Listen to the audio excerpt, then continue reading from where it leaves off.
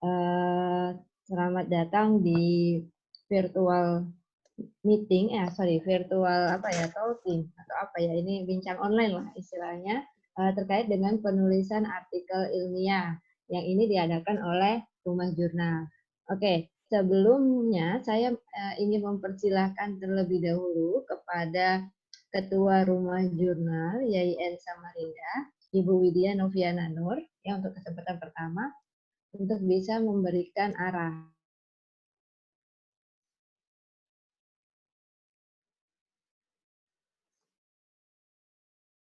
terkait nanti Widya. Ya, terima kasih atas waktunya kepada moderator. Perkenalkan saya Widya Noviana Nur, selaku Ketua Rumah Jurnal YIN Samarinda yang juga sebagai dosen Fakultas Tarbiyah dan Ilmu Keguruan di YIN Samarinda. Selamat datang saya ucapkan kepada seluruh peserta yang mengikuti bincang online penulisan artikel ilmiah ini, di mana di sini kita tidak hanya sebagai kalian tentunya sebagai mahasiswa tidak hanya membuat skripsi nantinya, tapi bagaimana skripsi itu bisa diolah menjadi sebuah artikel ilmiah. Nah, bagaimana caranya nanti bisa disampaikan langsung oleh para pemateri. Itu saja yang bisa saya sampaikan. Saya kembalikan kepada moderator. Oke. Baik, terima kasih saya ucapkan kepada Ibu Widya selaku Ketua Rumah Jurnal YIN Samarinda. Jadi kalau kita bicara tentang artikel ilmiah atau jurnal itu sangat penting ya. Bukan hanya misalnya kalau sekarang ada kebijakan skripsi bisa digantikan dengan artikel ilmiah ya yang sudah terupload gitu, yang sudah terbit di jurnal. Nah itu bagaimana prosedurnya, bagaimana prosesnya nanti akan dijelaskan oleh pemateri. Tapi selain itu artikel ilmiah itu juga sekarang menjadi salah satu syarat akreditasi. Jadi semakin banyak artikel yang bisa diterbitkan tidak hanya dosen, sekarang mahasiswa juga. Jadi kalau mahasiswa bisa menerbitkan artikel, maka poin akreditasi itu akan bertambah gitu. Nah, selain poin akreditasi yang sifatnya institusional, teman-teman di sini juga nanti akan mendapatkan privilege lebih kalau sudah memiliki tulisan yang diterbitkan. Itu makanya penting banget bagi teman-teman untuk memahami bagaimana tata cara agar artikel itu bisa terbit, artikel seperti apa yang bisa terbit, dan lain sebagainya. Nah, sebelum saya berikan waktu kepada pemateri, saya akan membacakan aturan bincang online kita pada pagi hari ini. Yang pertama, bincang online ini kita menggunakan aplikasi Zoom. Sebenarnya kita juga akan live di YouTube, tapi karena ada sedikit gangguan teknis, maka tidak live di YouTube. Akan tetapi nanti ini sudah kita record, jadi nanti kita akan upload juga di YouTube-nya Rumah Jurnal YIN Samarinda. Jadi nanti kalau misalnya teman-teman ada yang miss terkait dengan materi atau miss dengan penjelasan, nanti bisa melihat ke mana YouTube-nya Rumah Jurnal. Lalu ini teman-teman udah bergabung ya, tadi udah ada yang bergabung 10 menit sebelum kegiatan, saya apresiasi sekali. Lalu nanti tolong untuk dimatikan video ya dan suaranya jika memang tidak dibutuhkan, agar kita semua bisa fokus ya. Nanti kalau memang ada yang ingin bertanya, kalian bisa unmute, itu caranya tekan spasi itu untuk lebih cepat. Lalu pertanyaan nanti bisa ditanyakan atau dituliskan di kolom chat ya, di panel chat itu, atau nanti juga saya sebagai moderator akan mempersilahkan teman-teman untuk bertanya. Nanti bisa raise hand ya. Nah, di situ ada fitur raise hand, nanti teman-teman bisa raise hand, nanti akan saya persilahkan baru setelah itu bicara. Harap untuk tidak membagikan secara luas ya link ini tanpa persetujuan dari panitia, dan nanti semua peserta akan mendapatkan sertifikat. Jadi nanti di akhir saya akan bagikan link di grup chat ini di Zoom, nanti kalian tinggal klik, kalian akan berikan evaluasi terkait dengan bincang online hari ini, dan nanti langsung akan mendapatkan sertifikat dari Rumah Jurnal YIN Samarinda. Baik, tanpa berpanjang kata, yang memang tadi saya udah cukup panjang ngomongnya, saya persilakan kepada Bapak Moderator, yaitu Bapak Miftahur Ridho MSI. Nah, saya bacakan sedikit CV, saya nggak baca, saya informasikan sedikit kurikulum vitae dari beliau. Beliau adalah dosen di YIN Samarinda, di Fakultas Usuluddin Adab dan Dakwah YIN Samarinda. S1 beliau di UIN Mataram, program studi komunikasi dan penyiaran Islam, lalu S2 di UIN Sunan Kalijaga, program studi Interdisciplinary Islamic Studies. Baik, untuk karya tulis beliau sudah cukup banyak, teman-teman bisa cek di akun Google Scholar beliau ya, di Miftahur Ridho, MIFTAHUR RIDHO, itu di Google Scholar sudah cukup banyak tulisannya, lalu citasinya juga cukup banyak, dan insya Allah beliau sangat kompeten untuk menyampaikan materi yang berkaitan dengan artikel ilmiah, terutama dalam lingkup keilmuan Fakultas Usuluddin Adab dan Dakwah. Selain itu, beliau sekarang juga menjabat sebagai editor in chief Jurnal Lentera yang sekarang statusnya itu adalah mendapatkan akreditasi Sinta 3. Baik, saya persilahkan kepada Bapak Miftahur Ridho untuk bisa menyampaikan materinya. Baik, terima kasih pada Ibu Diah Jenglaini. Terima kasih sudah meng-host saya di sini memberikan materi tentang penulisan artikel untuk jurnal ilmiah.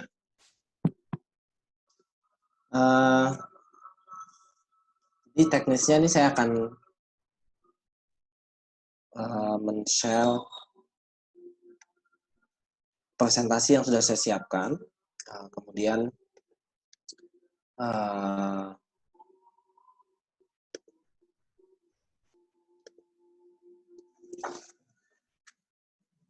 Oke. Hari ini teman-teman semua, pertama-tama saya ucapkan selamat datang terlebih dahulu kepada teman-teman yang baru bergabung, dan sekali lagi saya apresiasi kepada teman-teman yang sudah bergabung sejak beberapa menit yang lalu, puluhan menit yang lalu. Itu sangat menunjukkan antusiasme teman-teman untuk mengikuti kegiatan bincang online ini. Jadi pada hari ini kita akan berbicara tentang menulis karya ilmiah. Karya ilmiah itu bisa berupa artikel ilmiah, bisa berupa makalah, dan untuk mahasiswa S1 biasa yang paling penting adalah skripsi.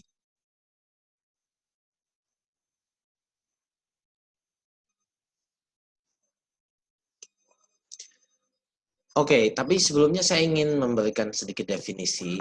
Apa sih karya tulis ilmiah itu? Jadi karya tulis ilmiah itu adalah tulisan yang dibuat berdasarkan metode ilmiah untuk menjawab sebuah pertanyaan tertentu.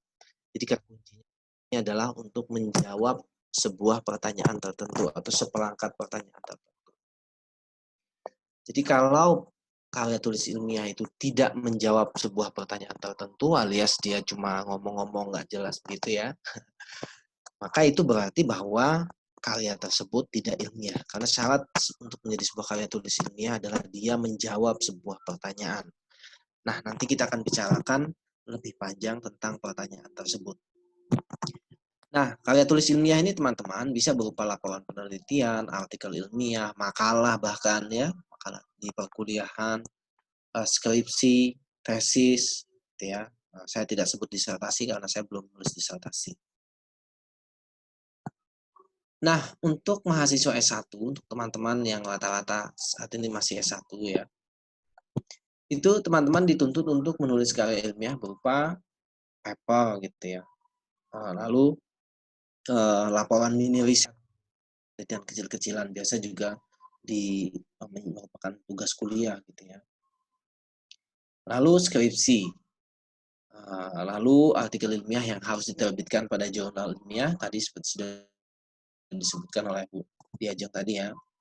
Untuk mahasiswa yang bisa menerbitkan artikel di jurnal ilmiah itu akan mendapatkan privilege lebih gitu ya. Nah, sejak pandemi COVID-19 ini, ada edaran yang membolehkan mahasiswa untuk menulis artikel ilmiah yang terindeks Moralef. Jadi Moralef itu adalah pengindeksnya Kementerian Agama ya. Moral itu Ministry of Religious Affairs. Ref-nya itu referensi. Nah, untuk mahasiswa yang menulis jurnal yang terbit pada jurnal-jurnal yang diindeks oleh Moralef, itu bisa digunakan sebagai pengganti skripsi. Ini mungkin bagian yang cukup tricky.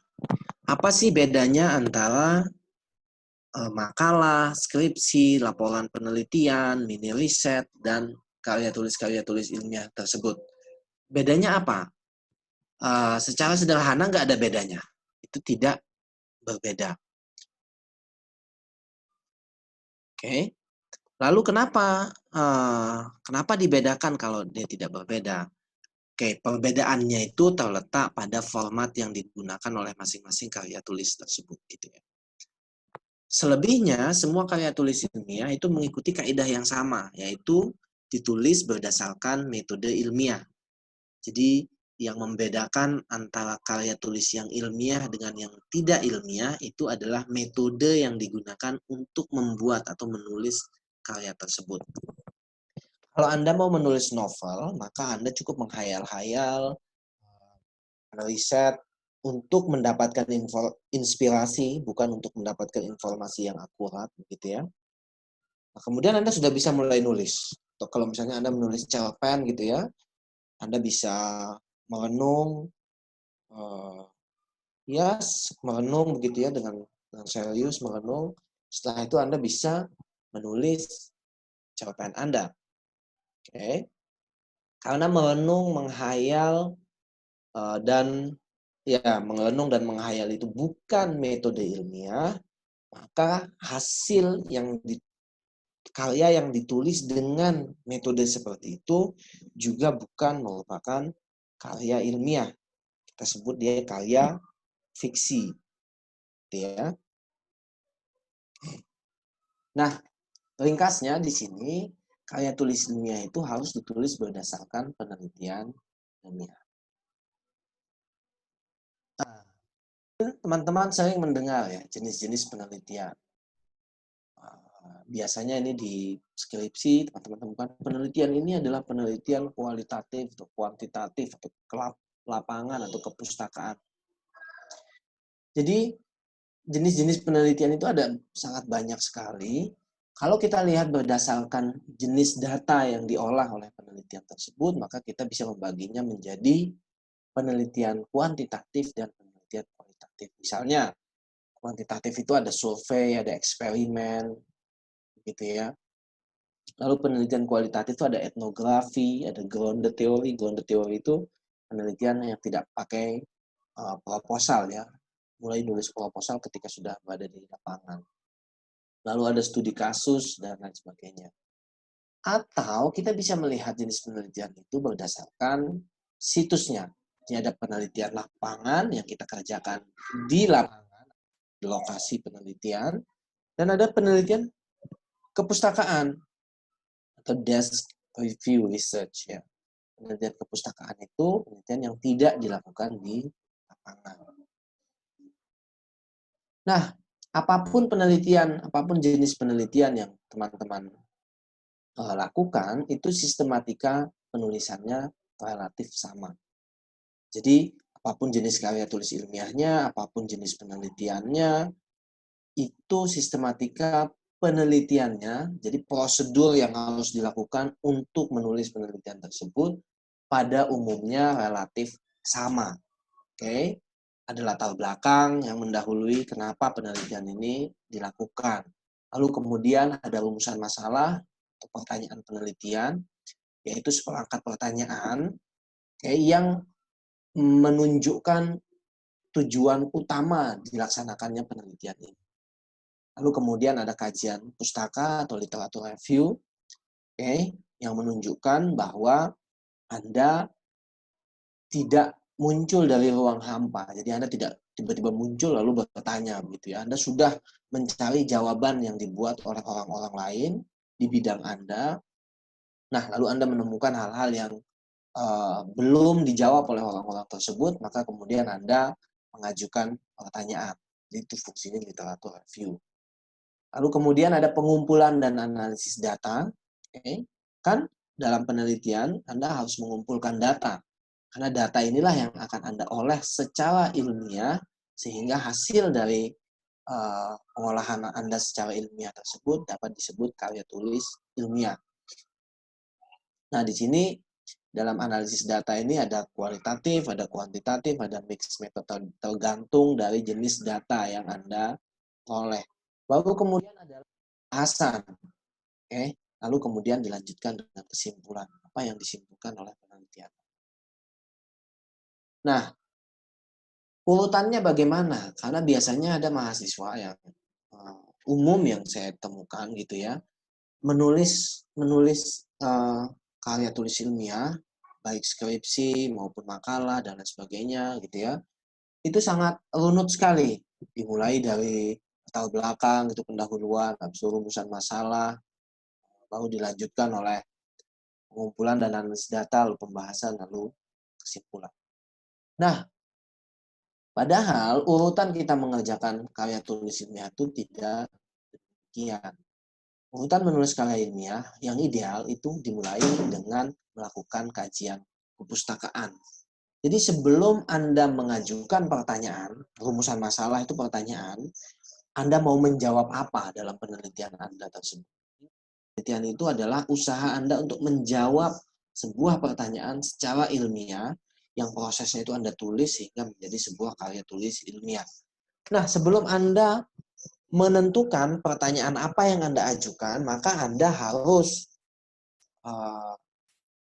harus mensurvei terlebih dahulu, ya. Ini kajian pustaka.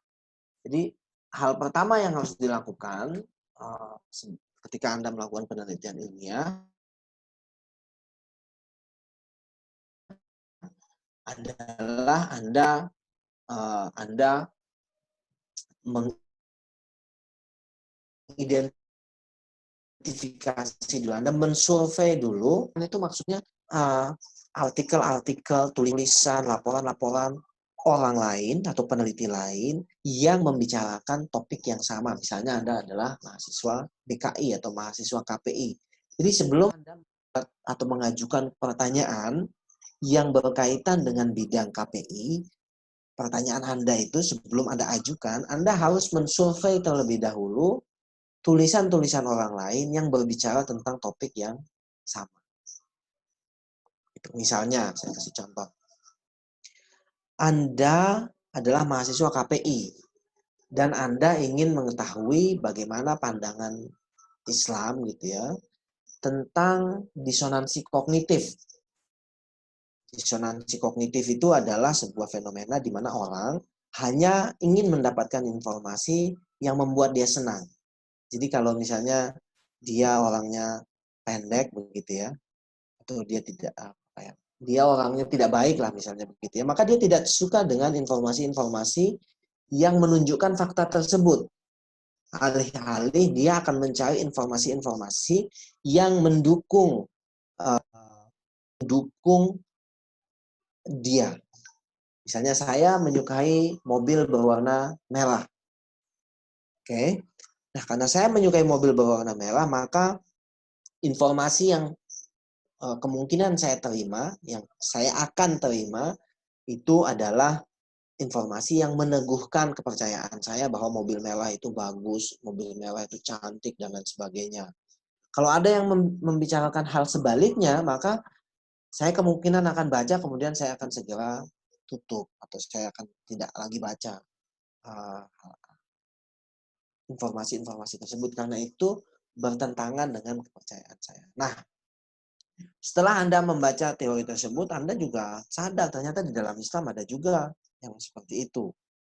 Di dalam Al-Quran misalnya Allah Subhanahu Wa Taala berfirman, kami menjadikan baik apa-apa yang dikerjakan oleh orang-orang kafir tersebut. Artinya orang kafir itu menganggap pikirannya itu adalah sesuatu yang baik. Kenapa?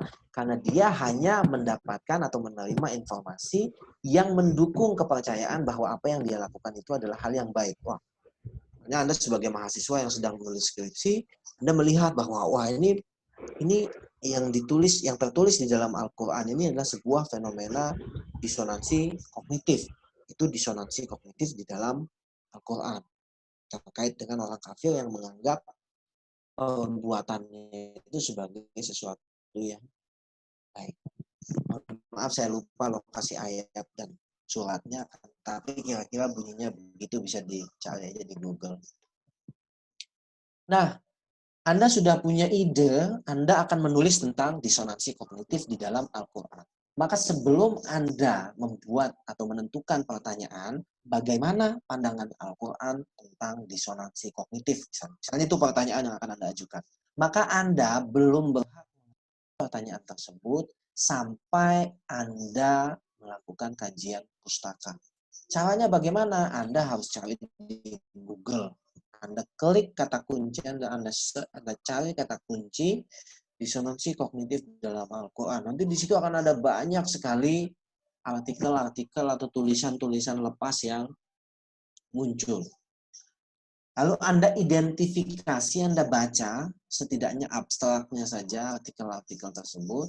Anda baca skimming, Anda baca ringkas gitu ya. Dan Anda identifikasi apa sih yang dibahas oleh orang-orang yang katanya membicarakan disonansi kognitif dalam Al-Quran tersebut. Anda identifikasi apa rumusan masalah dari artikel-artikel tersebut, apa temuan-temuannya gitu ya. Siapa saja yang melakukan penelitian tersebut, kapan, bagaimana penelitiannya dilakukan, apa kelebihan dan kekurangan dari penelitian tersebut. Jadi di sini Anda harus mengidentifikasi tersebut. Anda tidak lakukan itu, oke, maka nanti Anda bisa terjebak menjadi calon peneliti yang sotoy. Ya, jadi Anda bisa jadi akan menganggap bahwa saya adalah orang pertama yang menemukan fenomena disonansi kognitif dalam Al-Quran. Dan saya juga yang pertama membahas hal itu. Nah, sebelum Anda jadi sotoy seperti itu, Anda harus pastikan dulu bahwa Anda sudah mengidentifikasi penelitian-penelitian lain atau tulisan-tulisan orang yang berkaitan dengan topik yang akan Anda teliti tersebut. Nah, ketika Anda mengidentifikasi penelitian-penelitian tersebut, maka Anda akan menemukan struktur dari pengetahuan. Anda akan menemukan gambaran umum mengenai apa yang sudah diketahui dan apa yang belum diketahui di dalam area tersebut, di dalam disonansi kognitif dalam Al-Quran. Misalnya Anda melihat, 10 peneliti atau 10 orang peneliti ini yang berbeda-beda tulisannya, ini membicarakan disonansi kognitif dari sisi psikologi. Misalnya mereka melihat bagaimana disonansi kognitif ini sebagai sebuah proses psikologi membuat orang-orang nyaman dengan ketidaktahuan mereka tentang kebenaran. Sehingga hal itu dijelaskan, ditampilkan di dalam Al-Quran. Misalnya Anda menemukan itu. Lalu Anda melihat bahwa sejumlah penelitian lain membahas disonansi kognitif di dalam Al-Quran ini lebih dalam aspek sejarahnya. Bagaimana asbabun nuzulnya ayat tersebut, bagaimana ayat tersebut berkaitan dengan teknik berdakwah gitu ya. Kalau Allah sudah mengunci pintu hati mereka, apakah saya masih pede untuk mendakwahi mereka misalnya? Itu kan? Karena Allah saja sudah mengunci pintu hati mereka. Lalu kemudian setelah dikunci pintu hatinya, masih harus didakwahi dan lain sebagainya. Jadi ketika Anda mengidentifikasi diketahui apa-apa yang dijawab oleh penelitian tersebut, barulah Anda berhak untuk mengajukan pertanyaan. 10 orang membahas ini, 20 orang membahas ini, 30 orang membahas ini. Orang-orang ini kayaknya membahasnya begini-begini aja. Oke, maka saatnya saya ingin melengkapi pembahasan tersebut dengan mengajukan pertanyaan ini. Ini pertanyaan yang belum ditanyakan oleh orang-orang tersebut. Misalnya, bagaimana disonansi kognitif menurut Al-Quran, atau misalnya begini, bagaimana pandangan Al-Quran tentang disonansi kognitif di era informasi bisa ditawarkan oleh Al-Quran. Best practices apa? Kalau orang-orang ini dulu menulisnya ketika belum ada medsos misalnya ya, maka sekarang ketika ada medsos kita lebih mudah untuk mendapatkan informasi yang kita inginkan, atau kita lebih mudah juga untuk memblokir informasi yang tidak kita inginkan. Oke? Saya ingin membahas ini. Saya ingin membahas bagaimana nilai-nilai Al-Quran atau nilai-nilai ajaran Islam memandang fenomena tersebut. Oke, fenomena yang ya kalau sekarang namanya itu adalah bubble information ya, algorithmic enclave, ya, kira-kira kayak gitu lah. Nah, Kalau Anda sudah memiliki rumusan masalah, Anda sudah memiliki pertanyaan penelitian, Anda sudah cukup yakin bahwa, oh, saya akan hal ini. Maka yang selanjutnya Anda lakukan, adalah memformulasikan kegelisahan atau pertanyaan penelitian Anda tersebut dalam bentuk pertanyaan yang teoretik. Nah, sekali lagi Anda harus ingat bahwa rumusan masalah atau pertanyaan penelitian itu Anda buat, Anda buat gitu ya, setelah Anda mendapati gap. Setelah Anda mendapati ada bagian, ada celuk yang belum diisi oleh penelitian yang lain atau penelitian sebelumnya. Gap itu atau hal yang belum ditanyakan oleh penelitian sebelumnya itu bisa bertujuan untuk menghadirkan sesuatu yang baru. Ini belum pernah. Ini membahas A, B, C, D, E, O, F yang belum ditanyakan. Oke, saya menanyakan F. Kayaknya semua pertanyaan ini sudah pernah diajukan oleh orang-orang ini. Terus apa yang tersisa buat saya? Anda bisa mengajukan pertanyaan untuk membantah temuan-temuan dari penelitian tersebut. Untuk memodifikasi temuan dari penelitian tersebut. Atau sekedar untuk menguatkan temuan-temuan tersebut. Misalnya Anda yang lebih suka penelitian kuantitatif misalnya, Anda bisa menanyakan misalnya pengaruh disonansi kognitif dalam menentukan mazhab di kalangan umat Islam. Studi pada Ustadz di IAIN Samarinda. Jadi Anda menentukan mazhab apa yang mereka anut dan bagaimana mereka membahas mazhab tersebut. Tentu saja sudah banyak penelitian-penelitian sebelumnya yang membicarakan hal tersebut. Tapi bisa jadi Anda ketika membaca set penelitian tersebut, Anda melihat bahwa kayaknya penelitian ini tidak dilakukan dengan benar. Oh, ini ada yang salah dengan teknik samplingnya. Oh, ada yang salah dengan analisis datanya. Oh, parameter yang dia gunakan ini terlalu tak jelas. Ada yang kan di dunia nggak ada yang sempurna. Pasti ada yang nggak sempurna. Pasti ada celah yang bisa Anda masuki untuk Anda melakukan penyempurnaan. Nah, maka Anda bisa mengajukan pertanyaan atau perumusan masalah yang relatif sama, karena Anda bertujuan untuk membuktikan atau membantah atau memodifikasi atau menguatkan temuan yang sudah dibuat oleh penelitian-penelitian sebelumnya.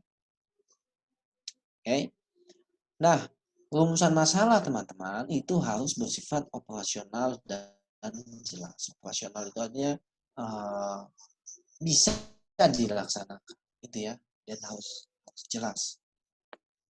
Nah, tadi saya sebut perumusan masalah itu harus teoretik, pertanyaan teoretik. Ya, karena ada tiga level pertanyaan. Yang pertama itu adalah level pertanyaan yang nanti teoretik yang paling atas.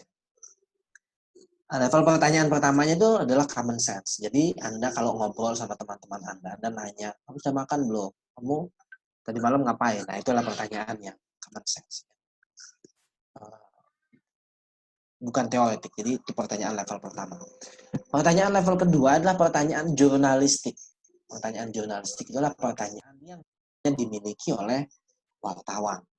Ya. Bagaimana tanggapan Bapak tentang ini? Ya, itu pertanyaan jurnalistik. Bagaimana tanggapan Anda tentang ini? Bagaimana sikap Anda tentang sebuah fenomena? Itu pertanyaan jurnalistik.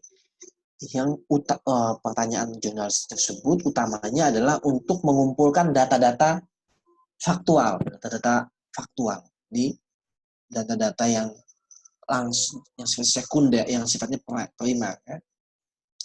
Nah, pertanyaan teoretik itu adalah pertanyaan yang hanya bisa dijawab secara teoretik, seperti yang saya bilang tadi di contoh-contoh yang tadi tentang disonansi kognitif tersebut. Oke. Artinya apa? Kalau Anda sudah membuat rumusan masalah Anda, terus rumusan masalah tersebut bisa langsung ditanyakan ke calon informan Anda atau responden Anda atau subjek Anda, maka itu bukan rumusan masalah yang baik. Kenapa? Karena rumusan masalah tersebut harus berupa pertanyaan teoretik yang nanti dipecah menjadi sejumlah pertanyaan jurnalistik, yang kemudian pertanyaan jurnalistik inilah yang ditanyakan ke responden. Begitu. Nanti kita sesi tanya jawab aja kalau misalnya. Nah, selanjutnya adalah Anda melakukan pengumpulan data dan analisis. Nah, bagi ini sering kita sebut sebagai metode penelitian. Nah, data seperti apa yang akan Anda kumpulkan? Lebih banyak kualitatif atau kuantitatif? Data itu plural ya. Yang singular itu datum, jadi informasi tentang sebuah fenomena. Oke. Kalau Anda sepertinya akan mengumpulkan lebih banyak data yang bersifat kuantitatif, maka Anda akan menggunakan analisis yang juga. Kalau Anda mengumpulkan lebih banyak data yang sifatnya kualitatif, ingat kualitatif itu adalah data-data berupa bukan angka-angka, ya, berupa penjelasan, pokoknya yang bukan angka-angka. Yang belum dikuantifikasi itu adalah data kualitatif. Nah, ketika Anda mengajukan pertanyaan pada rumusan masalah, Anda sudah pasti bisa membayangkan nanti data yang akan saya kumpulkan untuk menjawab rumusan masalah ini kira-kira bentuknya seperti apa. Misalnya, Anda ingin mengetahui perbandingan antara Anda ingin mengetahui apa misalnya bab studi MD misalnya MD tadi kita contoh MD. MD misalnya ingin mengetahui bagaimana perbandingan antara manajemen dalam konteks FBO, Faith-Based Organization. Ingin membandingkan bagaimana pengelolaan organisasi di lembaga zakat untuk merepresentasikan umat Islam, di titik gereja, perpuluhan gereja untuk mewakili Katolik dan Kristen, di Punia misalnya untuk mewakili Hindu. Jadi Anda ingin melakukan perbandingan bagaimana pengelolaan dana dilakukan di gereja, di masjid, dan di rumah tempat ibadah atau konteks faith-based organization atau lembaga berbasis agama yang lain. Oke? Maka kemungkinan di sini Anda akan mengumpulkan data-data yang sifatnya angka-angka. Pemasukannya sebulan berapa, gaji karyawannya, atau kalau dia punya karyawan berapa, pengeluarannya diarahkan ke bidang apa saja. Oke? Ini sifatnya sangat kuantitatif. Anda ingin melihat bagaimana spending pattern-nya dia, organisasi-organisasi berbasis agama tersebut.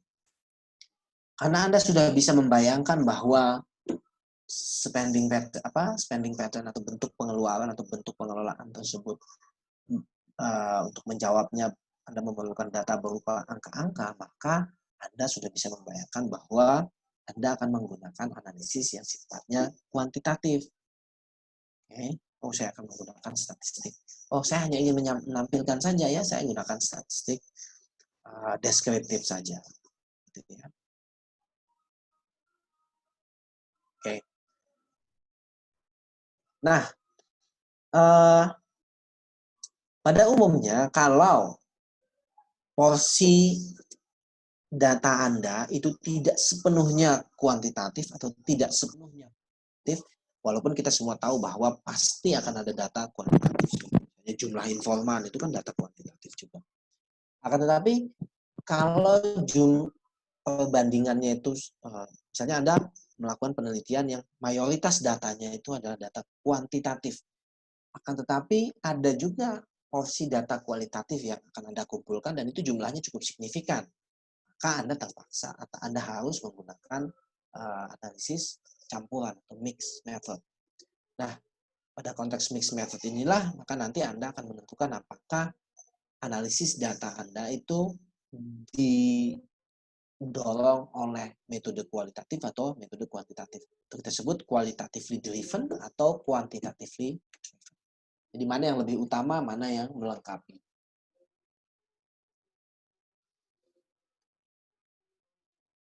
Nah, selanjutnya ketika Anda sudah mengumpulkan data, sudah menerapkan teknik analisis terhadap data tersebut, maka saatnya Anda mendiskusikan temuan-temuan Anda. Oke, kalau Anda melakukan analisis statistik misalnya, maka tabel, scatter plot dan macam-macamnya itu kan tidak bisa berbicara sendiri. Anda harus menjelaskan temuan-temuan Anda. Anda harus membicarakan temuan-temuan Anda tersebut.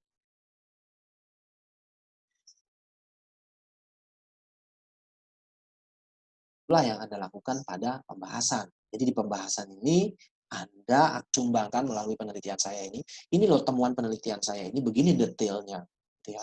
Kalau Anda melakukan penelitian seperti yang tadi itu ya, disonansi kognitif, yang penelitian yang pertama tadi, maka di sini di bagian pembahasan inilah Anda menjelaskan, oh ini loh ayat-ayat Al-Quran yang ada kaitannya dengan disonansi kognitif.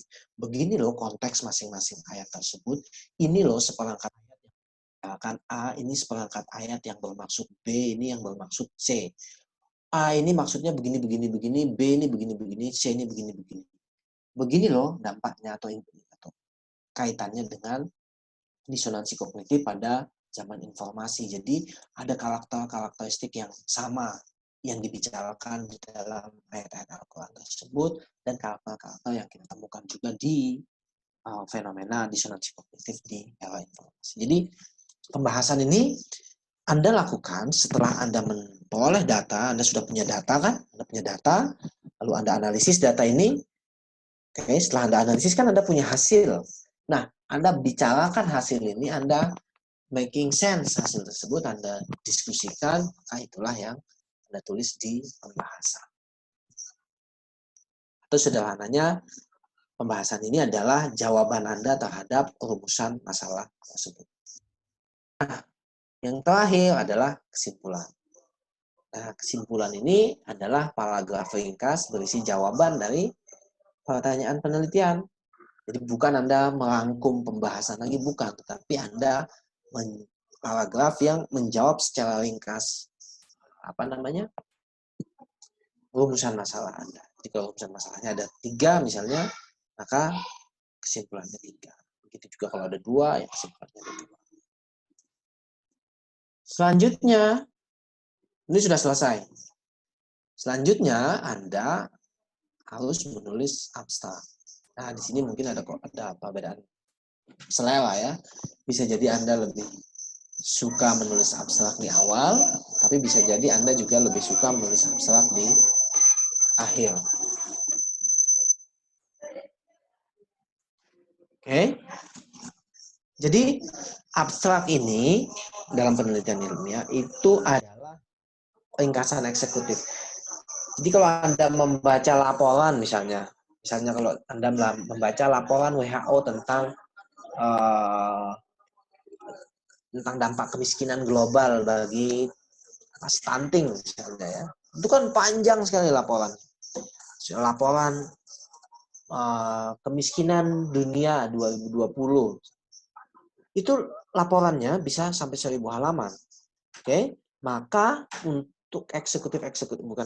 untuk orang-orang yang tidak sempat membaca itu, dan siapa juga yang sempat membaca sampai 2000-3000 halaman, 1000 halaman lah, atau 500 halaman aja. Siapa sih yang sempat? Maka dibuatkan ringkasan eksekutif atau eksekutif summary berupa beberapa halaman yang memuat inti-inti dari laporan tersebut. Nah, di dalam penelitian juga demikian. Oke, Anda sudah membuat artikel penelitian yang memiliki latar belakang. Oke, penelitian ini latar belakang adanya tren bahwa dewasa ini ustadz-ustadz kita cenderung mengkampanyekan sejenis informasi saja dengan mengabaikan perangkat informasi yang lain. Oke, ini adalah gejala disonansi kognitif. Dia hanya ingin mendengar yang mau dia dengar. Kalau dia dikasih tahu sama orang lain, dia nggak mau dengar. Bukan karena dia tidak suka, bukan karena dia tidak paham, maka tapi dia tidak suka. Lalu Anda membuat pertanyaan penelitian yang operasional dan jelas gitu ya. Lalu Anda membuat kajian kepustakaan, lalu Anda membuat pembahasan, lalu Anda membuat pengumpulan data dan analisis atau metodologi, lalu Anda membuat pembahasan, lalu Anda membuat kesimpulan. Oke, tahu saja laporan Anda atau hasil penelitian Anda atau artikel Anda itu ada 20 halaman. Tidak semua orang mau membaca 20 halaman. Ngapain dia harus membaca 20 halaman kalau dia tidak benar-benar yakin bahwa artikel ini memang ingin dia baca, memang dia perlu baca. Sama kalau Anda lakukan kajian pustaka, sebelum Anda membaca secara serius artikel 30 halaman atau 20 halaman, kan itu akan menghabiskan waktu. Kalau setelah Anda baca sampai habis dan ternyata artikel itu tidak begitu Anda perlukan, maka kan rugi waktu walaupun nggak rugi ilmu. Nah, dalam abstrak Anda juga Anda harus memikirkan hal tersebut. Jadi Anda harus membuat sebuah ringkasan yang mewakili keseluruhan tulisan Anda dalam ruang yang sangat padat. Nah, di sini Anda tidak wajib sebenarnya. Anda bisa membuat latar belakangnya atau pendahuluannya 1 sampai 2 kalimat. Oke. Lalu Anda tujuan penelitian, ini yang wajib ya. Penelitian ini bertujuan atau artikel ini bertujuan untuk mengungkapkan bagaimana pandangan para dai di kota Samarinda, tujuan untuk mengungkapkan bagaimana pengelolaan dana sumbangan oleh organisasi-organisasi berbasis agama. Itu tujuan penelitian, 1 kalimat. Lalu ada metode penelitian. Oke. Data berupa apa akan dikumpulkan dengan cara seperti ini dan dianalisis dengan cara seperti ini. Lalu temuan penelitian. Temuan penelitian menunjukkan bahwa apa temuan Anda 1, 2, 3 tergantung urusan masalah. Oke, saya akan cukupkan sampai di sini dan saya akan memberi. Dinyalakan Pak, itu mikrofonnya masih. Mikrofonnya tolong dinyalakan ya. Sudah saya nyalakan. Oke, terima kasih pertanyaan tadi dari Muhammad Fitra Ma'rufi ya. Jadi begini. Kata Aristotle, nothing new under the sun. Jadi tidak ada hal yang baru selama dia berada di bawah matahari. Artinya harusnya kita berangkat dari asumsi bahwa segala sesuatu itu pernah dilakukan oleh orang lain sebelum kita. Itu bukan hanya asumsi yang penting untuk mempertajam rencana analisis kita, akan tapi itu adalah asumsi yang bagus juga untuk membuat kita menjadi rendah hati ya. Jadi kalau semuanya sudah pernah diteliti, terus apa yang tersisa buat saya? Oke, pasti ada yang tersisa karena seperti saya bilang tadi, tidak ada yang sempurna. Walaupun sudah pernah diteliti, pasti ada aspek yang belum diteliti. Nah, bagaimana sih prosesnya sampai Anda memperoleh pertanyaan, Anda memperoleh keyakinan untuk menanyakan sebuah pertanyaan. Misalnya nih, Anda disuruh nulis skripsi, ini yang paling relevan ya. Nah, ketika Anda nulis skripsi, kan Anda dalam tanda kutip mencari judul, ya. Nah, judul ini nanti berkorelasi dengan pertanyaan penelitian. Nah, bagaimana prosesnya Anda sampai pada pertanyaan penelitian tersebut? Jadi, atau dalam katanya Fitra tadi, bagaimana cara menentukan spot area yang belum diteliti oleh peneliti sebelumnya?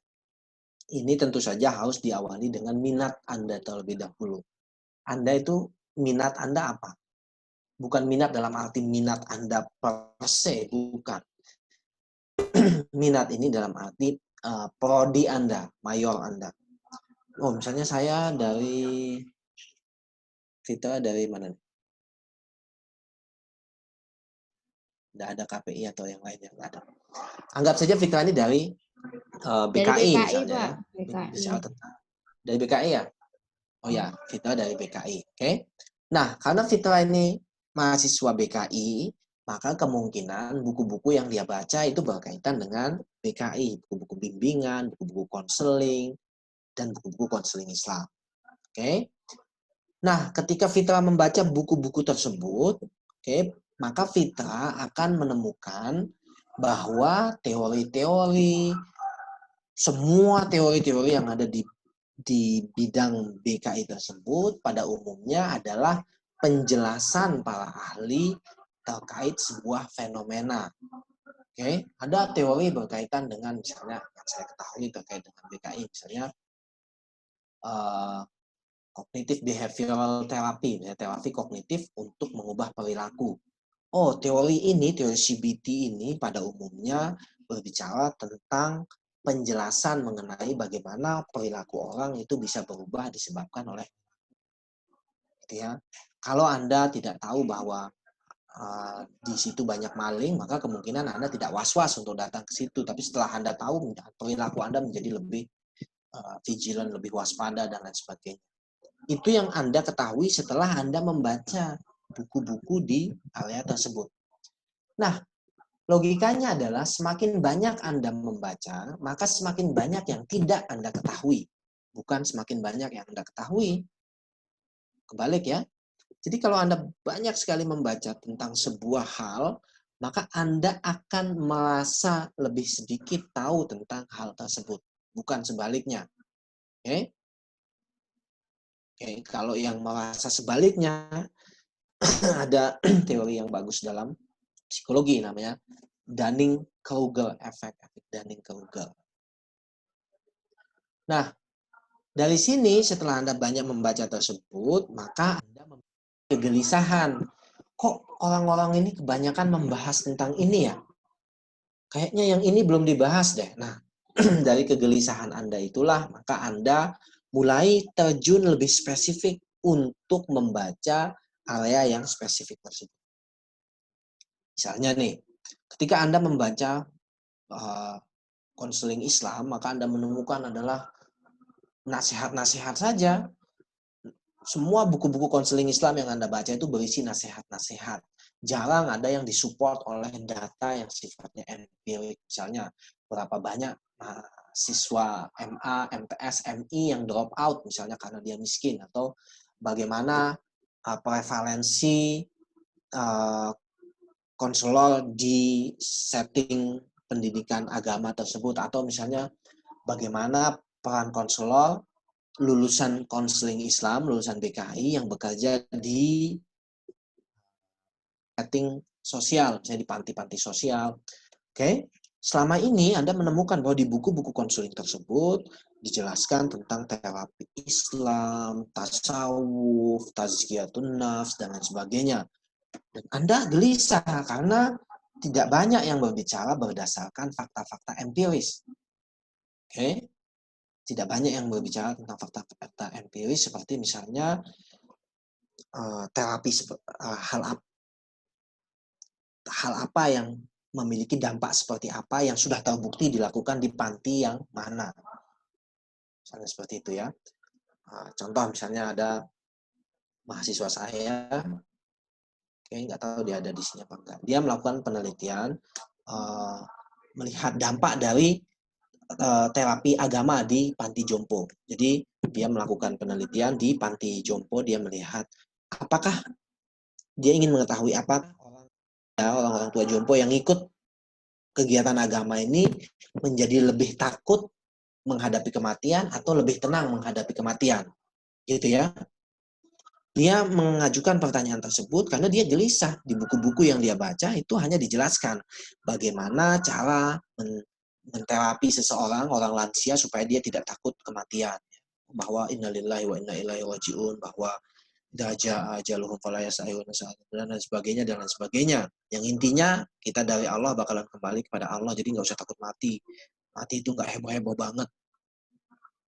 Tapi dalam konteks penelitian ilmiah tidak banyak yang berbicara tentang apakah kegiatan tersebut terbukti berdampak dan bisa dipertanggungjawabkan buktinya tersebut pada setting yang beneran di lapangan. Maka mahasiswa saya itu melakukan penelitian itu. Ya, dia meneliti apakah ada dampak bagaimana dampak dari kegiatan agama tersebut lansia. Nah, jadi prosesnya begini, Fitra. Anda membaca buku-buku berkaitan dengan BKI karena memang itulah jurusan Anda, itu menunjukkan minat Anda. Setelah Anda membaca, semakin banyak Anda membaca, maka semakin gelisah Anda. Dan ketika Anda merasa gelisah dalam sebuah area, kan di dalam BKI itu ada banyak pembahasan-pembahasan lain. Anda gelisah, maka Anda baca lagi lebih banyak spesifik di bidang tersebut. Nah, setelah Anda membaca lebih banyak dan lebih spesifik di bidang tersebut, barulah Anda akan menemukan celah untuk melakukan penelitian. Ingat, kalau semua sudah diteliti oleh orang lain, maka Anda bisa mengajukan pertanyaan yang sama untuk membuktikan temuan orang tersebut, untuk menguatkan temuan tersebut, atau Anda merasa bahwa penelitian-penelitian ini banyak yang sudah tidak relevan. Oke, maka penelitian yang Anda lakukan ini akan menolak atau memodifikasi temuan-temuan, menolak temuan-temuan sebelumnya. Anda menyalahkan temuan-temuan sebelumnya, atau Anda sekedar mengkoreksi temuan-temuan sebelumnya. Ingat, ilmiah itu tidak ada urusannya dengan kebenaran. Jadi kalau Anda mengajukan pertanyaan, lalu Anda melakukan metode ilmiah dan Anda memperoleh kesimpulan, kebenaran. Kenapa? Karena kesimpulan Anda ini sifatnya ilmiah. Dia sudah melalui proses ilmiah. Apakah dia benar atau tidak? Itu bukan urusan Anda. Karena kebenaran itu sifatnya temporal saja ya. Falsifikasi sampai temuan Anda itu dinyatakan salah, maka temuan Anda itulah yang benar. Tetapi temuan Anda itu bukan temuan yang benar per se. Akan tetapi dia sementara saja benarnya. Seperti itu ya. Mungkin nanti kalau Anda belajar filsafat ilmu dibahas lagi ya di kelas. Oke, saya lanjutkan. Moderator? Iya, silahkan. Oke. Pertanyaan sudah ada masuk di sini 2 pertanyaan. Saya bacakan saja nanti Pak Ridho bisa langsung jawab. Ya, saya langsung baca ya. Oke. Di sini saya Linda Fatmawati, semester 2. Nah, ini ternyata banyak yang dari semester 2 ya, bagus banget. Jadi kalau udah dari semester 2 punya semangat tinggi untuk nulis, untuk nerbitin artikel itu bagus banget. Jadi saya sangat apresiasi. Dia ingin bertanya, saya belum paham mengenai studi kasus, Pak. Jadi itu seperti apa untuk menyusunnya menjadi sebuah makalah? Terus contohnya seperti apa? Nah, untuk pertanyaan selanjutnya ini juga dari semester 2, Nurul Kamalia. Saya tidak ada keahlian dalam tulisan atau saya tidak minat dengan tulisan karena saya tidak suka membaca buku yang tebal-tebal. Nah, gimana menumbuhkan semangat untuk menulis gitu. Karena sebagai mahasiswa itu udah menjadi tugas nanti harus menulis skripsi. Gitu. Silakan, Pak. Iya, mungkin saya jawab dari pertanyaannya Linda dulu ya. Oke, jadi studi kasus itu adalah observasi Anda terhadap sebuah kasus secara mendetil. Oke, dia dianggap sebagai kasus yang relevan kalau kasus tersebut adalah sesuatu yang extraordinary. Oke, jadi begini.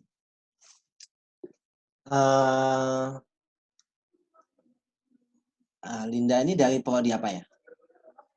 BKI, Pak. BKI ya, oke. Nah, misalnya Anda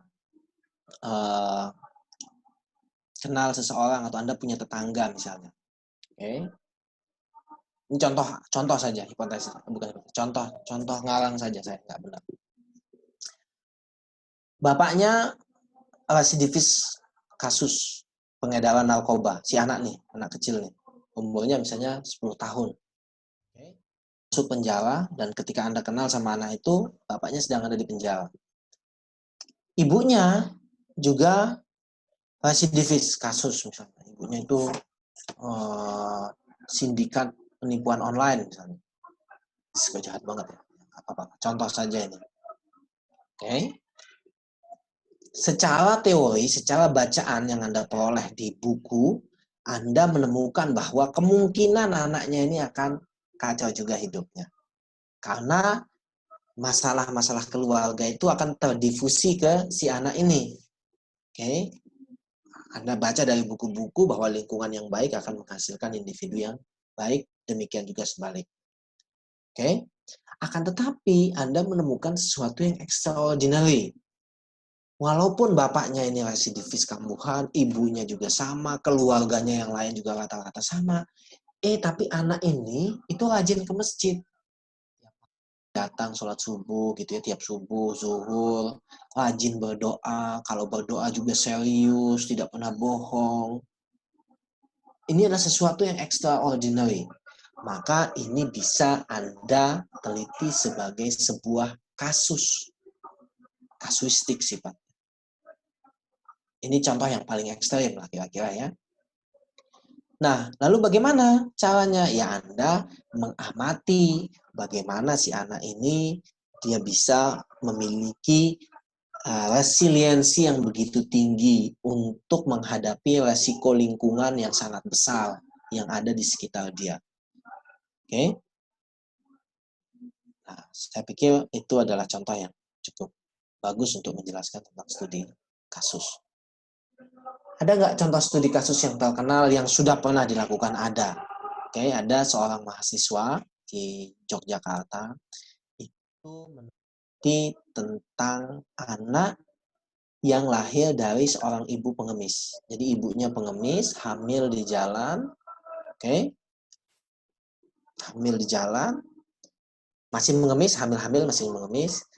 Ketika anaknya lahiran, dia juga harus mengemis dan anaknya digendong. Jadi anaknya itu digendong sambil ibunya ngemis.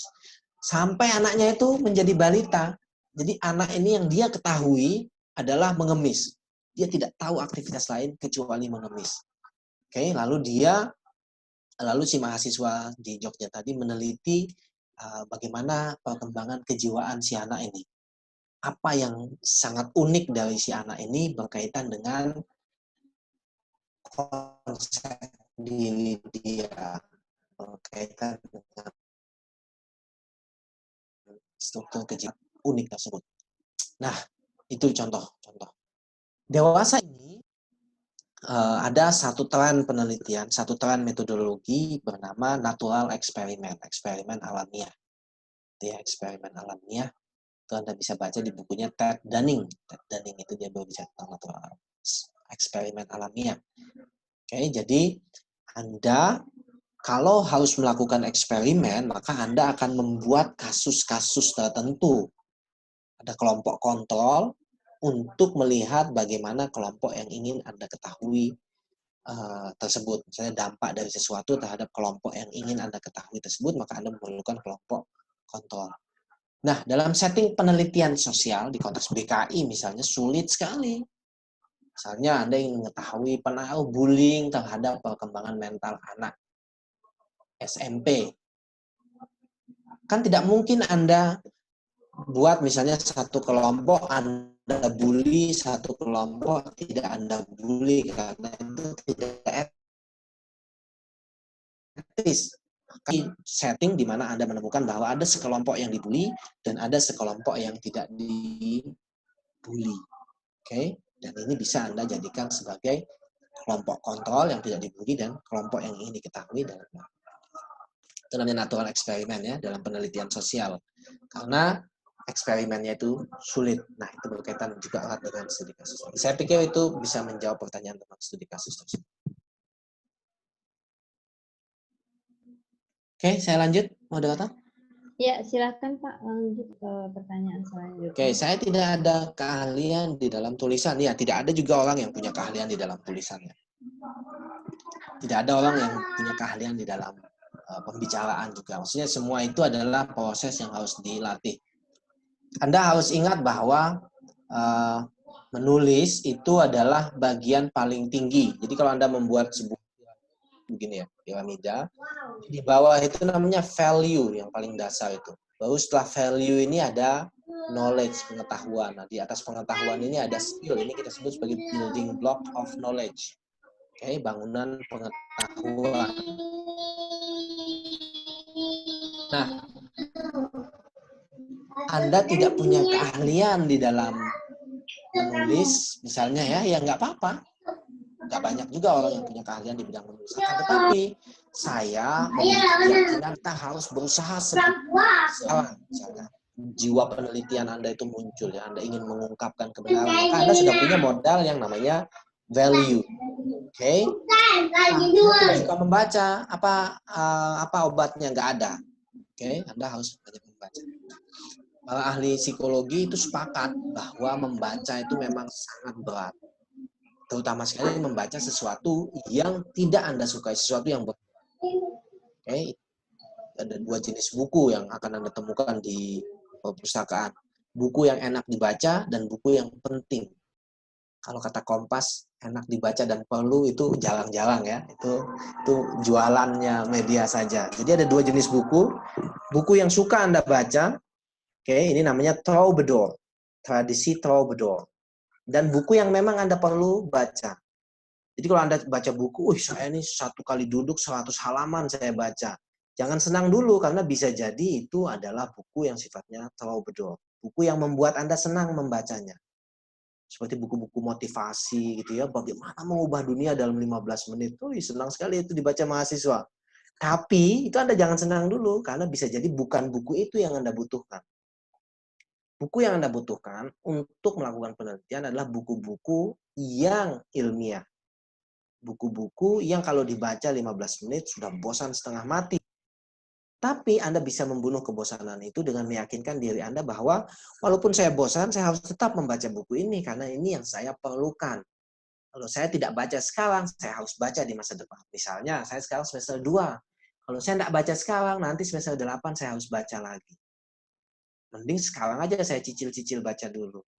Nah, begitu ya. Semakin banyak Anda baca, maka semakin banyak perbendaharaan di dalam pikiran Anda, di dalam skemata Anda, sehingga Anda bisa lebih mudah untuk membaca.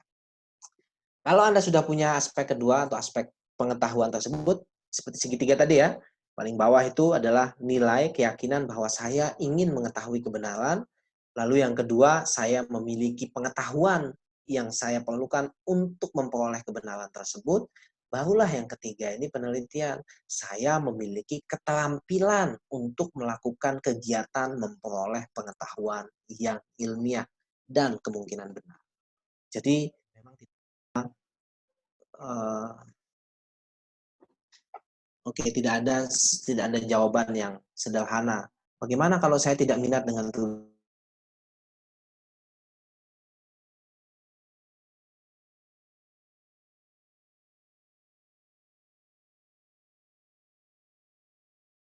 Saya dulu bahwa Anda perlu pengetahuan atau dengan membaca. Oke, saya pikir itu bisa menjawab, moderator. Oke, baik. Jadi memang tantangannya di situ ya. Ketika kita memproduksi suatu hal itu tantangannya di situ, kesulitan ya. Jadi bukan hanya mahasiswa saja, bahkan dosen juga perlu struggle gitu, perlu usaha ekstra untuk ketika kami harus menerbitkan artikel ilmiah ya dalam bentuk judul ataupun buku. Ada perbedaan mungkin saya sedikit tambahkan terkait dengan buku dan artikel ilmiah. Kenapa kemudian sekarang lebih diutamakan artikel ilmiah itu menjadi sumber rujukan dalam penulisan skripsi, disertasi, tesis begitu. Karena memang ketika kita menerbitkan buku itu tidak ada orang-orang yang kemudian akan mereview tulisan kita. Selama kita punya penerbit yang ingin menerbitkan tulisan kita, maka akan lebih mudah. Nah, berbeda dengan jurnal ilmiah. Kalau jurnal ilmiah itu akan banyak orang-orang yang nanti mereka terlibat sebagai editor, reviewer yang kemudian akan mereview tulisan kita untuk apakah tulisan tersebut kemudian layak untuk diterbitkan. Sehingga tantangannya di situ. Tantangannya ketika kita mau menulis, ketika kita sudah membuat artikel, sudah jadi, itu tantangannya lagi apakah artikel tersebut bisa terbit. Lalu berapa lama terbitnya sampai terbit di di sebuah jurnal ilmiah. Nah, untuk teman-teman semua yang memang misalnya memiliki minat atau kesulitan, sebenarnya artikel ilmiah itu tidak mesti harus ditulis orang diri. Nah, kalian bisa membentuk kelompok untuk kemudian menulis. Nah, kalian kan punya tugas-tugas tuh setiap semester. Nah, tugas-tugas itu sebenarnya bisa kalian buat seserius mungkin. Yang kemudian kalian bisa ajak dosen kalian yang memangku mata kuliah tersebut untuk berkolaborasi, memsempurnakan artikel tersebut yang kemudian bisa diterbitkan bersama. Nah, itu mungkin bisa dicoba di semester ini ya, terutama misalnya ketika nanti UAS-nya ada beberapa UAS yang mewajibkan untuk membuat artikel, nanti kalian bisa mencoba itu. Kalian bisa bekerja sama dengan dosen, tapi tawarkan dulu gitu, karena bisa jadi apa namanya tulisannya apakah sudah bagus, nanti kan tergantung dosennya apakah menyetujui atau tidak. Baik, Pak, ini masih ada 2 pertanyaan karena waktu juga masih ada, jadi saya bacakan untuk dijawab. Assalamualaikum, saya Nur Fauzia, mahasiswi BKI. Saya ingin bertanya, dalam pembuatan proposal itu teknik penelitian ada 2, kualitatif dan kuantitatif. Nah, yang ingin saya tanyakan, kelemahan dan kelebihan dari kedua teknik tersebut apa ya, Pak? Dan ada nggak opsi dari Bapak untuk semester 6 dalam penyusun proposal di kondisi pandemi ini seperti apa? Sehingga teknik sama judulnya itu bisa dilaksanakan. Nah, ini berhubung ada juga yang semester 6 ya, ketika nanti nilai UAS kalian sudah keluar untuk mata kuliah metodologi penelitian, karena sudah sangat berhak untuk mengajukan judul. Bahkan di kondisi pandemi ini gimana Pak mau bikin penelitian, bisa apa enggak gitu. Ya, Nanti Pak Ridho jawab bisa ya. jelaskan. Oh, yang pertama dulu ya? Ya oke deh kalau begitu. Nanti yang kedua nyusul aja. Ya silakan Pak.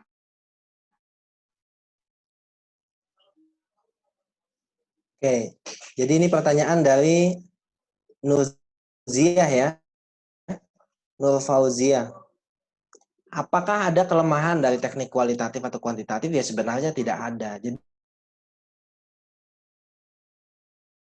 begini, penelitian sebuah pertanyaan. Pertanyaan yang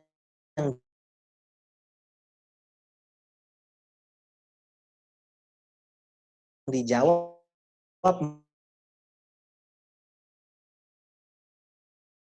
melalui penelitian ilmiah itulah pertanyaan yang ilmiah. Oke, pertanyaannya metode ilmiah ya kita tidak bisa melakukan penelitian ilmiah untuk menjawab pertanyaan yang tidak ilmiah tersebut.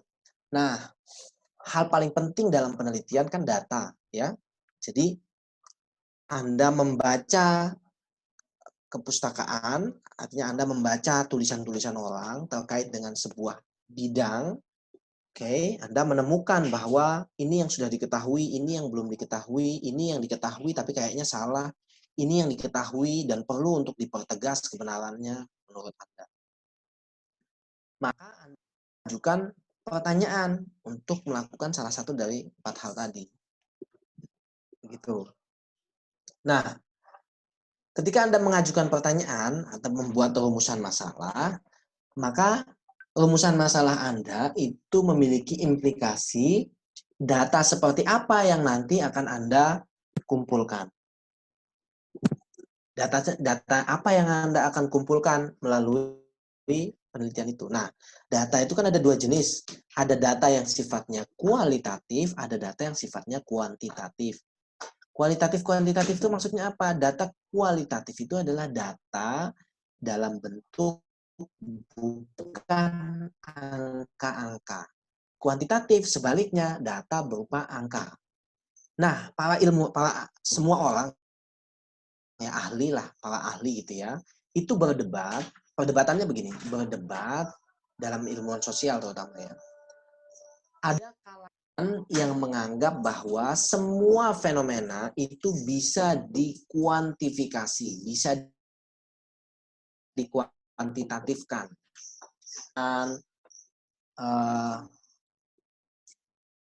misalnya religiusitas dan lain-lain sebagainya itu bisa dikuantifikasi, bisa dibuat menjadi angka-angka melalui survei, melalui angket dan lain sebagainya.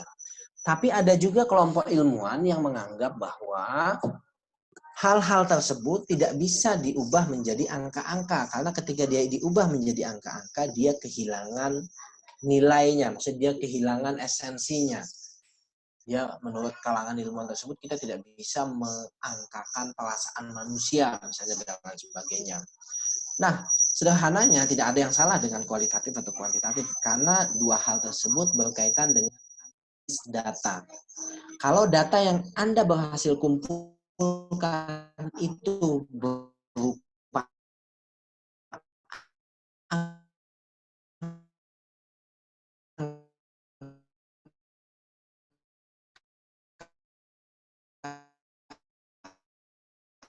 angka, maka mau tidak mau Anda harus menggunakan tapi pengumpulan data.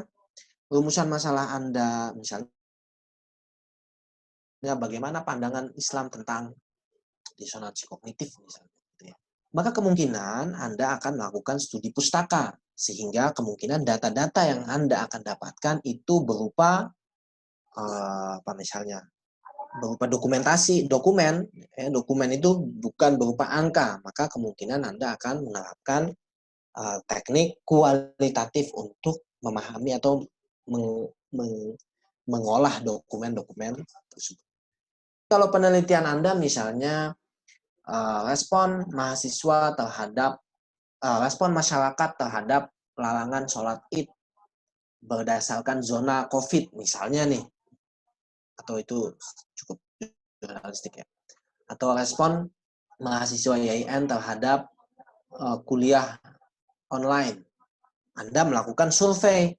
Nah, dalam survei ini kemungkinan besar data yang Anda peroleh adalah kuantitatif, karena di situ Anda misalnya men-score secara linear misalnya, gitu ya.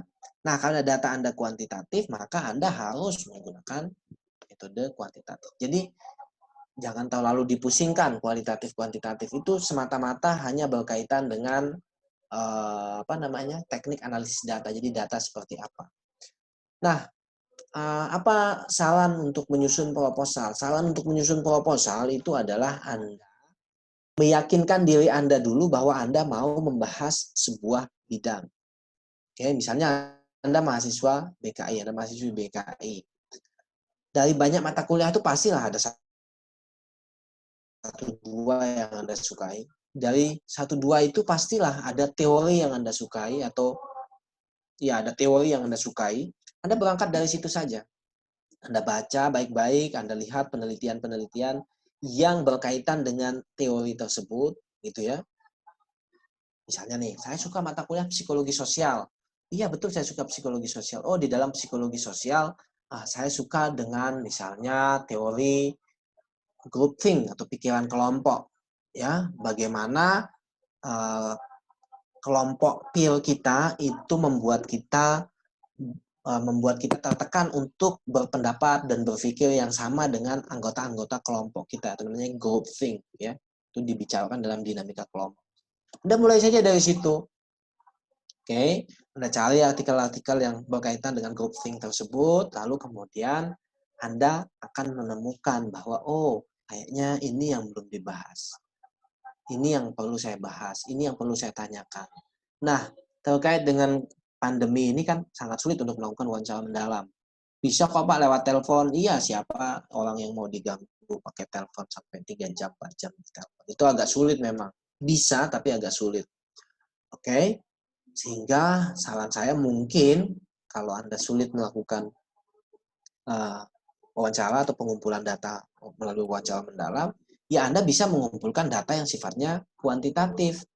Misalnya Anda bisa melakukan survei di Google Form, melalui Google Form, melalui platform survei yang lain seperti SurveyMonkey dan lain sebagainya. Apa yang Anda ingin peroleh dari survei tersebut? Ingin Anda peroleh adalah hal-hal yang berkaitan dengan groupthink tersebut. Misalnya Anda ingin mengetahui di kalangan mahasiswa YIN saja misalnya. Misalnya nih ada mahasiswa saya di KPI yang saat ini sedang melakukan penelitian pengaruh nomophobia terhadap efektivitas komunikasi antar pribadi. Oke, dia tidak bisa melakukan penelitian lapangan, terlalu beresiko, jadi ya sudah dia buat pakai Google Form saja. Oke, buat pakai Google Form, saya tidak tahu mahasiswanya dari sini apa enggak. Jadi dia membuat pertanyaan untuk memperoleh nomophobia. Nomophobia itu kayak ketakutan tidak punya HP, tidak punya sinyal HP. Oke, jadi dia peroleh data tentang itu, lalu di satu sisi lagi dia membuat kuesioner untuk mengetahui efektivitas komunikasi interpersonal si mahasiswa.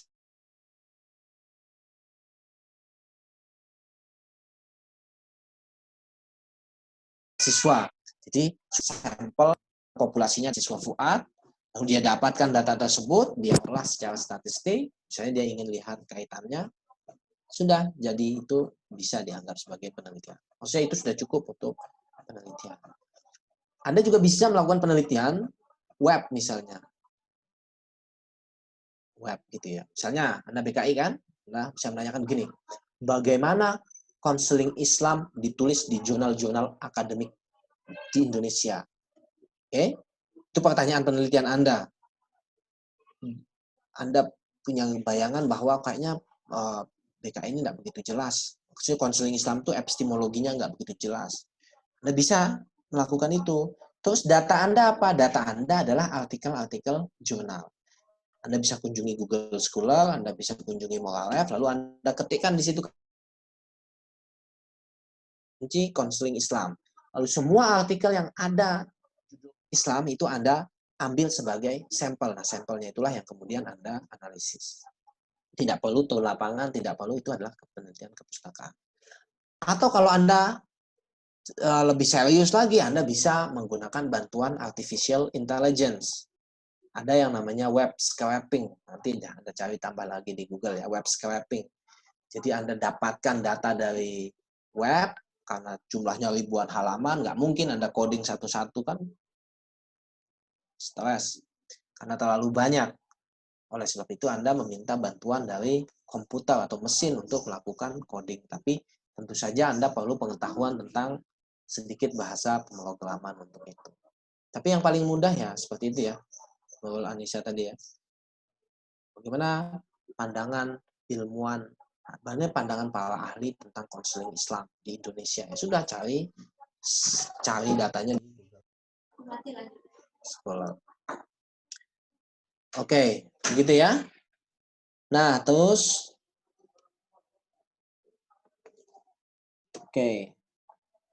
dari apa lagi? Nabila Anun Arifah. Judul saya peran keluarga dalam pembentukan kepribadian sehat terhadap remaja.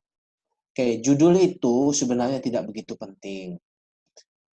Nah, kenapa tidak begitu penting? Karena judul itu kan yang penting catchy aja, yang penting enak dilihat dan sedikit mencerminkan isi. Yang paling penting itu adalah pertanyaannya apa. Jadi karena di sini ada judul, saya tidak tahu pertanyaannya apa. Tapi kalau saya menduga-duga, di sini Anda ingin mengetahui bagaimana peran keluarga dalam membentuk kepribadian remaja yang sehat. Nah, semakin banyak variabel yang Anda libatkan dalam pertanyaan Anda, maka semakin kompleks penelitian yang harus Anda lakukan. Ini semakin banyak, semakin kompleks. Memang sudah begitu aturannya. Nah, Anda bingung memilih metode penelitiannya. Iya, nggak apa-apa Anda bingung. Kenapa? Karena kalau pertanyaannya itu sangat kompleks, maka metode penelitian yang diperlukan untuk menghandle data-data yang diperoleh juga semakin kompleks. Misalnya dalam penelitian Anda itu ada variabel kesehatan mental, ya, kepribadian sehat, lalu ada variabel peran keluarga, lalu ada variabel remaja, lalu ada variabel pembentukan kepribadian. Jadi ya cukup banyak dan itu bagus, tapi ya memang agak sulit ya. Kenapa? Karena Anda perlu untuk menspesifikkan terlebih dahulu apa sebenarnya tujuan dari penelitian Anda.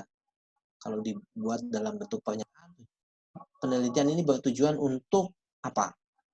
Untuk mengetahui faktor-faktor yang mempengaruhi terbentuknya kepribadian sehat di kalangan remaja, maka Anda memerlukan data, mungkin data longitudinal ya. Cukup ribet juga.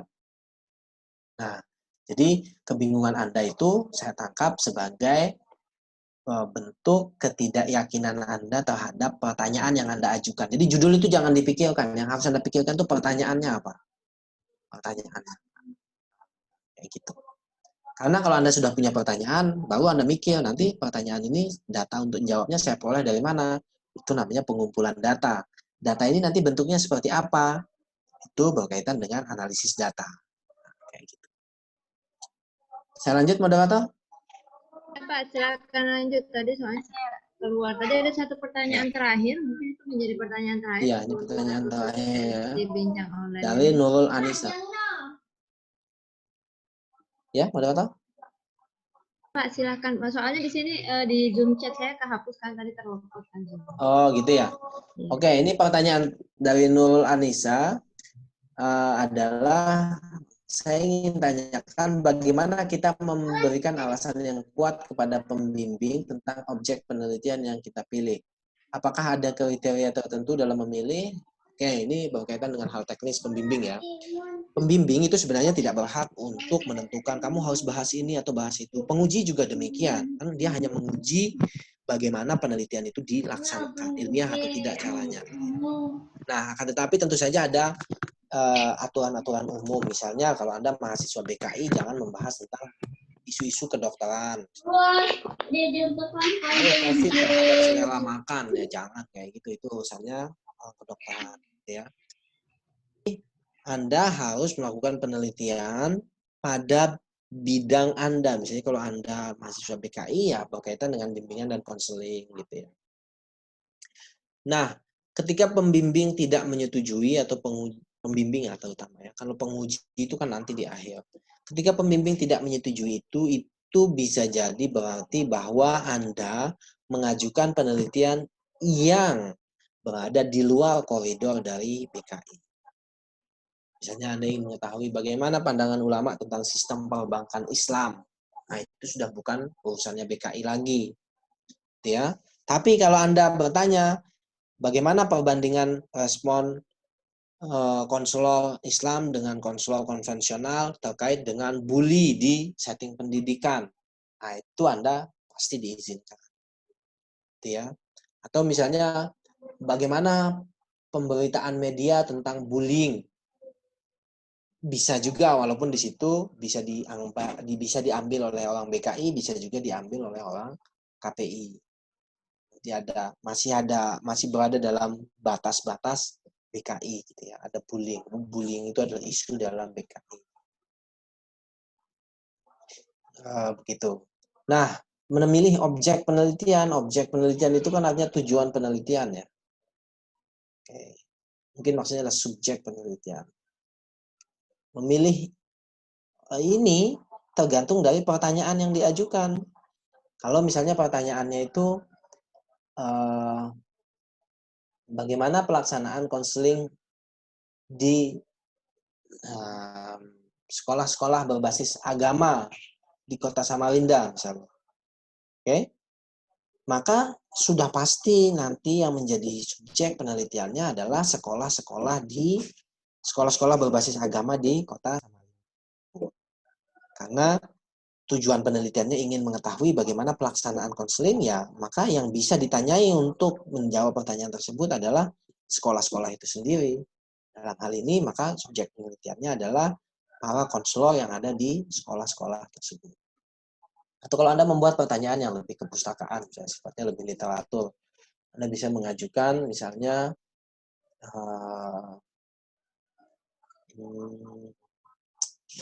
pemberitaan bullying pada media-media Islam. Gitu ya. Oke. Maka Anda bisa mencari berita-berita di media-media Islam. Media-media Islam tersebut. Oke, saya pikir selama berada di koridor BKI, maka Anda boleh melakukan penelitian. Dosen pembimbing tidak boleh melarang-larang, karena sebelum di dosen pembimbing kan diseleksi dulu apa yang boleh dan apa yang sebaiknya dan tidak sebaiknya dilakukan dalam penelitian tersebut.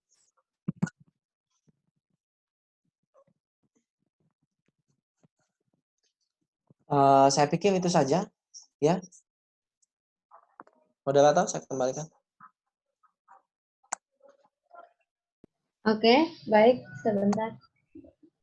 Ya, tadi cukup menjelaskan ya teman-teman semua terkait dengan teknik penulisan karya tulis ilmiah. Tadi ada juga membahas tentang skripsi dan penulisan skripsi bagaimana. Jadi sebenarnya kalau kita bicara skripsi itu apa sih yang menjadi sulit? Itu yang menjadi sulit adalah kemalasan ya, yang sering menghalangi untuk selesai itu adalah kemalasan.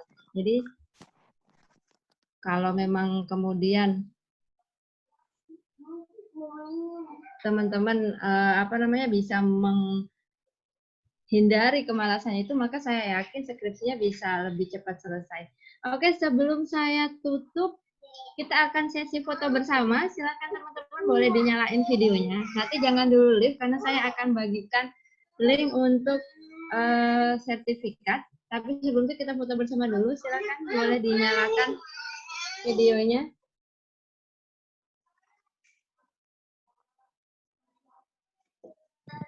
Kalau nanti memang ada pertanyaan yang masih belum jelas, nanti bisa chat ya, bisa chat. Nanti kan ada grup chat yang dibuat sama Kak Halimah. Nanti kalian bisa chat di situ. Nanti Halimah bisa teruskan ke kami kalau memang ada pertanyaan yang belum terjawab.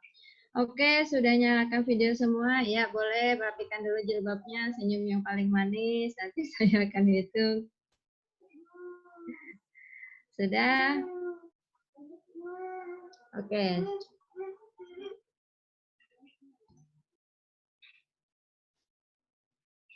Ya, 1, 2, 3. Satu lagi untuk page 2.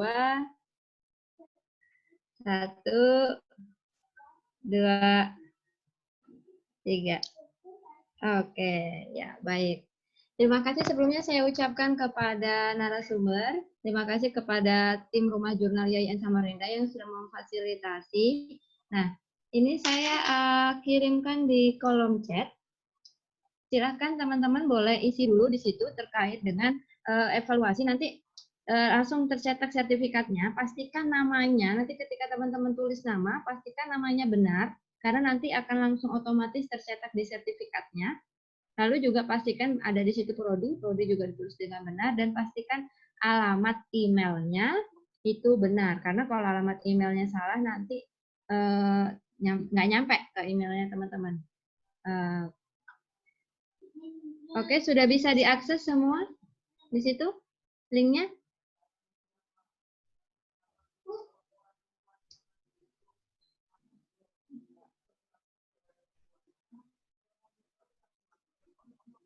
Oke, silakan nanti teman-teman bisa akses itu. Lalu saya akhiri, saya selaku moderator memohon maaf jika ada kesalahan atau perbuatan yang salah, baik itu disengaja maupun tidak disengaja. Untuk nanti sertifikat silakan menghubungi panitia jika memang ada kesulitan. Terima kasih sekali lagi saya ucapkan kepada materi Bapak Miftahul Ridho dan juga tim Rumah Jurnal. Dalam hal ini adalah Ketua Rumah Jurnal Ibu Widya Noviana Nur. Semoga setelah mengikuti kegiatan ini teman-teman semakin termotivasi untuk menuliskan artikel ilmiah, karena dalam satu buku yang pernah saya baca, kalau kamu bukan anak terkenal, bukan anak dari orang yang terkenal, atau kamu bukan pejabat, maka salah satu cara agar kamu bisa menorehkan sejarah adalah dengan menulis. Nah, lalu juga untuk teman-teman yang sudah semester 6, yang semester 8, semoga bisa segera selesai skripsinya, semoga lebih termotivasi untuk menyelesaikan, karena sebenarnya menulis itu bisa dilakukan, sangat bisa asal kita mau berusaha. Terima kasih, sampai ketemu pada bincang online sesi selanjutnya. Wassalamualaikum warahmatullahi wabarakatuh. Waalaikumsalam warahmatullahi wabarakatuh.